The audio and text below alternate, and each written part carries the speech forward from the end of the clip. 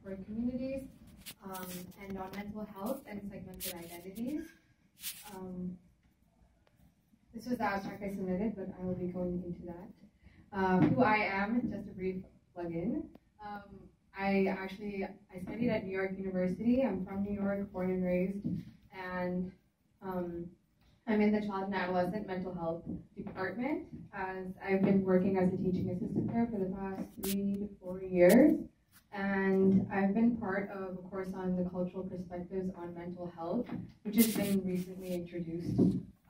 It started in 2016, and I want to sort of use the findings that I had learned from that class and in my as part of my instruction to understand the experience of mental health in the Tamil diaspora, and specifically in these communities that I will go more into.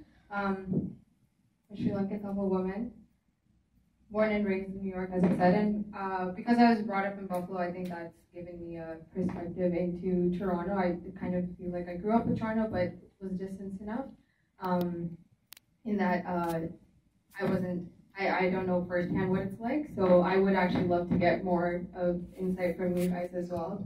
And I'm a musician as well, trained in Carnatic music, so I think these factors all go into my presentation. So why talk about culture? This is an interesting mic situation. Okay. So culture, in the sense of a set of meanings, norms, beliefs, and values shared by a group of... Thank you. Its relevance to the Sri Lankan Tamil history, I think, is really important to understand the cultural nuance in understanding the history and how it translates to the diaspora. It's integral to society. Okay. Can everyone hear me this way? Oh my gosh, I'm so sorry. All right, okay. It's integral to identity on the first generation level, on the second generation level, and in terms of mental health, it's also integral. I will be focusing more so on the second generation, but I wanted to go into those aspects as well. And it's important to note that culture exists in a constant state of change as well, which we will go into. So to understand this idea of hyper-cultural communities, I think it's very essential to understand the disruption of culture that happened back home. So essentially, the maintenance of a Tamil cultural identity has been threatened before, during, and after the Civil War. Essentially, the state sought to disrupt culture as a way of control, which was in Dr. Dayasomasundaram's paper, which really goes into this pretty well of how it was a targeted cultural genocide. And there were 4 watershed events that were said to spur this ethnic conflict: the Sinhala-only Act, the Republican Constitution of '72, the parliamentary elections of '77, and the '83 ethnic riot. So, as the panelist said earlier, it goes way back, the cultural aspect of it. And this was a good quote, I felt, from his paper that really kind of captures the whole dynamic of how the goal of modern warfare is more for absorption and assimilation into one dominant culture and way of life. The minority is expected to forego its own culture and identity and merge with or become subservient to the dominant culture, which is very interesting in understanding assimilation back home and here, and how that can influence the mental health implications. So going into the disruption of culture in the homeland, the historical oppression was using cultural institutions and markers. For instance, the Jaffna library attack was, the library was one of the biggest in South Asia, and it was filled with irreplaceable old Tamil manuscripts and books, which Dr. Somasundaram refers to as specifically a very cultural attack.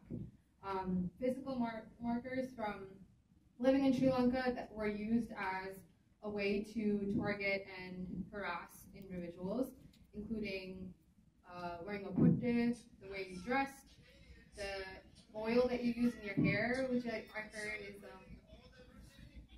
not for my presentation. Okay.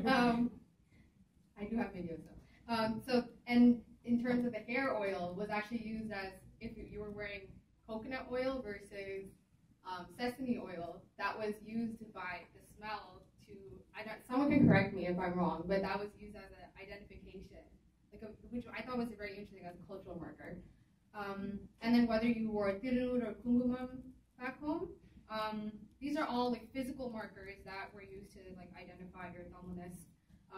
And it's interesting, you have to note like the gender aspects of it and the religious aspects of it, which are very clear. And also there was a cultural imposition in the sense of putting in traditionally Buddhist Sinhala monuments in areas that are supposed to be traditionally Tamil was another way that culture was imposed. And then in terms of the arts and extracurriculars, there were essentially, as my mom would always say, there were not proper teachers of Carnatic music, and like the resources were lacking at the time. And essentially, if you think about like Maslow's hierarchy of needs, like there was a threat for safety, so that led to a lack of freedom of expression and an inability to construct identity, a lack of resources, and a lack of home. So how this transitions into the cultural enclaves and the diaspora, I think, sorry. Okay. Essentially, this idea of cultural enclaves is a geographic area with high ethnic concentration, characteristic cultural identity, and economic activity.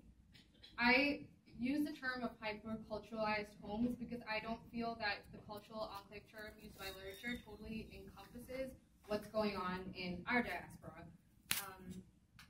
So essentially, we have the waves of migration, before 83 and after 83, which show that it's not a homogeneous experience.